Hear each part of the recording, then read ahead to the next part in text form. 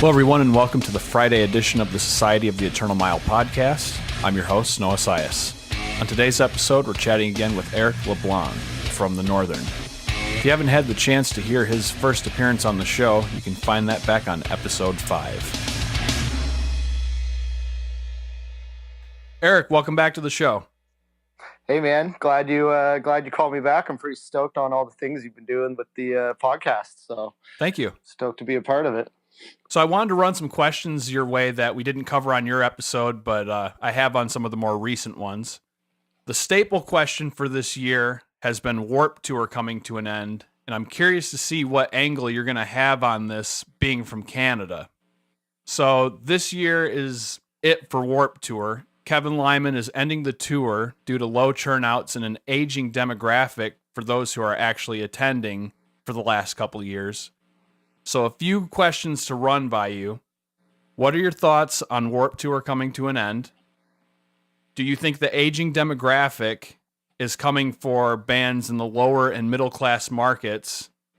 And lastly, what sort of impact did Warped Tour have in Canada? I got a few angles on this, I think. One is that with Warped Tour coming to an end, like, it's still a business. So I think that's kind of like a lazy kind of cop-out, right? Like, if I owned a restaurant and I only sold one thing and people kind of stopped liking it, I'd probably put something else on the menu. I don't see why Kevin Lyman can't do that because he did it before in the past.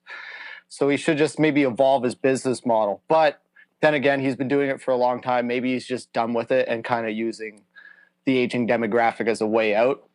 But on the other hand, it is probably good for all of us in the kind of like the lower tier bands, because it should open up a lot of doors where a lot of kids go to Warped Tour and that's the only thing they do all year. So maybe they'll be trying to get their fix somewhere else, and it might give us, opportunities on smaller tours and smaller venues to kind of get our foot in there. As for the aging demographic, I can kind of see it, and I kind of don't overly see it too much coming for us as well. I think we just need to do other things to get the younger kids consistently into it. I feel like things on the internet these days just whiz past all these kids, and we can't churn, like, metal bands have a harder time churning out content at a quick enough pace to keep their interest, unlike, mumble rap, you can put out a new song every day, right? Right. So I feel like as long as the content's there, we may be able to grow a bit of interest, but bands really have to kind of push and grind and work their way through that kind of changing market. And then as for Warped Tour in Canada, it's always been a pretty good turnout here because we only really got 2 dates, Montreal and Toronto. So this year should be nuts for Toronto because it's the only date. But compared to some of the dates that I've seen in the US, Canada dates seem to do significantly higher turnout. But I believe the cost of some of the parks that they had here was exponentially painful for them to fork the money out for. Not to mention a lot of bands can't get over the border. So that seemed to also be kind of a bit of a problem because all these awesome Warped Tour lineup, and then you finally show up to Warped Tour in Toronto and it's like, oh, so-and-so didn't get over, so-and-so didn't get over, and you're like, oh, well, now there's only one band I want to see. So I guess that's another problem, but time will tell, I think, what will happen. I'm sure something will pop up to replace Warped Tour as a whole. I'm more excited to see what's going to either replace it or what kids are going to do without their one Warped Tour a year, because that might open up a lot of doors for us, I hope. Yeah. Or kids will just stop liking metal altogether for some reason because there's no one-a-year festival with every one of their favorite bands on it. But I kind of doubt that's going to be the case. All right, so now back to some Eternal Mile questions. What's something you see young or inexperienced guitarists doing with their rigs that drives you nuts? Oh, I got a good one. During sound check, when an opener will line check, they don't get off the stage and don't stop playing. And then when the doors open, the opening band is just kind of sitting there noodling on stage the whole time. And then the sound guy's trying to check the drums or the bass, and then the guitarist or the bass player is just playing over the drummer trying to sound check, and it's just a mess, and it looks terrible. I'm sure you've seen it a couple times. Oh, So, yeah. Well, yeah. there's nothing worse than like, even if the dude's a good player, nothing is cornier than a ripping solo when you're trying to sound check. Yeah, for sure. And like nobody wants to hear a sound check where you play like Unholy Confessions 15 times in a row while the door opens and people are paying tickets. Because if I walked into the venue and that's all I heard was poorly sound checked Unholy Confessions, I'd probably just leave. So we talked about the top 3 must-have tour items before. How about the most underrated tour item to have on hand? Well, you can't go wrong with lots of pillows and blankets. I can't believe how many people forget those, but that's not really underrated. I like bringing like I just got a Nintendo Switch not too long ago, as you know. So I'm going to definitely say I'm probably going to bring that, although you should never bring things you love on tour. So that's also kind of a debate for me. I brought my Switch out with me last summer, and I bought one of those generic like car mounts for tablets, and it held it perfectly. So we were literally playing Mario Kart going down the road. That's great. And not to mention too, which this probably won't apply to you being from Canada coming over here, but we all have like pretty decent cell service plans where it's like, cool, I can tether. So I'm literally playing like Minecraft or Mario Kart on the go off of my phone. Oh man, that's amazing. So yeah, our data plans are terrible. Like especially when I'm going over. So we're going over in May, right? When I go over, the best data plan I can get is 750 megabytes for $75. Gotcha. Which is like a little bit of iMessage and Facebook, and that's it. Right. So it's absolutely terrible. We've tried many other ways to kind of solve that problem, but there's no real good way to get great cell phone deals when you're over there, unless you're a resident or buy one of those Fire Sticks, which are like $300 or something crazy. So, who are some bands that people should be keeping tabs on this year? Well, from our area, there's a band called The Parallel. We just toured with them. They're pretty great. They just signed to In Vogue.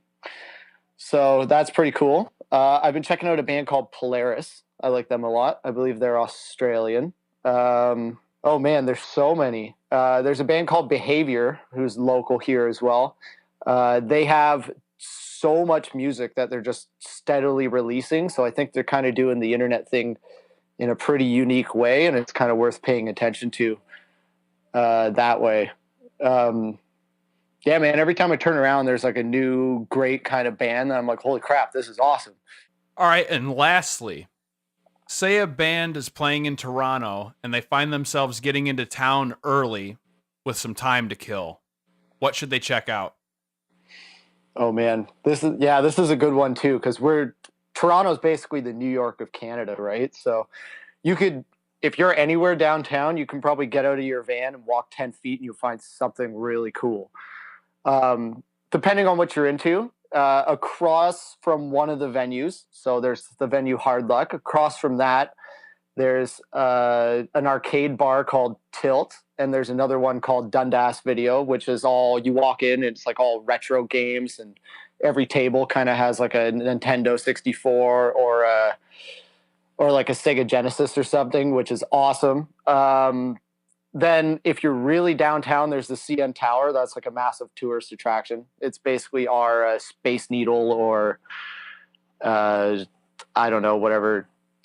It's our big landmark. It's pretty cool.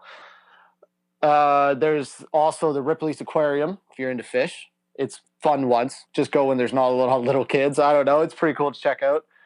And then if you're into food, I'll definitely recommend Sneaky D's, which is also a pretty popular venue. They have a restaurant downstairs. So it's like a Mexican place, but it's really good. It's similar to like Illegal Pete's, but like better. Okay. So yeah, I don't know. There's tons of stuff to do down here. It's definitely one of the better cities to kind of roam around in if you're a tourist. So let's touch base on the Northern. How have things been going for you guys? Really well. So at the end of this month, so April, towards somewhere before the beginning of May, we have quite a massive surprise planned for everyone, but I can't say what it is just yet, so you're going to have to wait. And then in May, we hit the road with Pangea for a Canadian and U.S. run. It was a huge hassle to get our work visas, but we got them approved until December this year, so we will be back in the U.S. again. We're looking at hopefully June and maybe again a little bit later. So it should be pretty cool. If you want to see us play, you can always drop us a line on our Facebook page, and that helps us decide where to plan our routing around.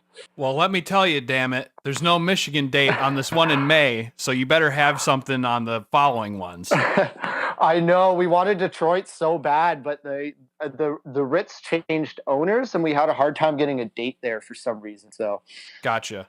Yeah, but I believe. I don't want to talk too soon, but we've been in talks with a band from Grand Rapids. Okay. So we'll most likely do a hometown show with them if we end up doing a run with them. So perfect. That's literally 45 minutes from me.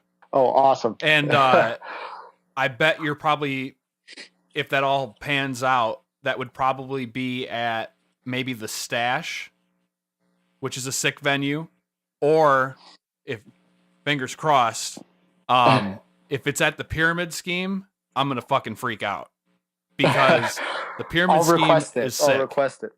So the Pyramid Scheme, they have the venue in the back, and I think it's like a 300, 400 cap room, somewhere around there, and but the whole front bar, I think it's 4 rows of pinball tables. Oh, yes. And immediately across the street, there's this restaurant named, it's a restaurant and bar called Stella's. And they have nothing but retro arcade games in the back. And they're awesome. Like regular bar food, but also vegan and vegetarian food too. Oh, sick. Yeah, well, I'm into that. Sounds like my kind of place then. Yeah. So fingers crossed. So let's do a plug for the Northern one more time. Where can people find you guys? Cool. Well, you can always stay up to date with whatever we're doing on our Facebook page at facebook.com/the Northern Canada. You can also find us on any other social media platform as the Northern TO, stands for Toronto. Facebook is typically the go-to, though. So I would definitely say check that out. And then you can always stay up to date with any music or any bands we're closely related to through our label, Tragic Hero Records. Cool. Eric, thanks for coming on the show again. Really appreciate it. Stay safe on the road there in May, and looking forward to talking to you again. Thanks, man. I'm really glad you have me on, and I can't wait to see what the future holds for your podcast. You're killing it, so I'll keep a close eye and be sharing with all my friends. That concludes this episode. Thank you again to Eric for coming on the show. Make sure you're following the Northern on social media, and be sure to check out the ad mat for their tour coming up in May for dates near you. I've been your host, Noah Sias. As always, thank you for listening, and we'll be closing the show out with Erode by the Northern.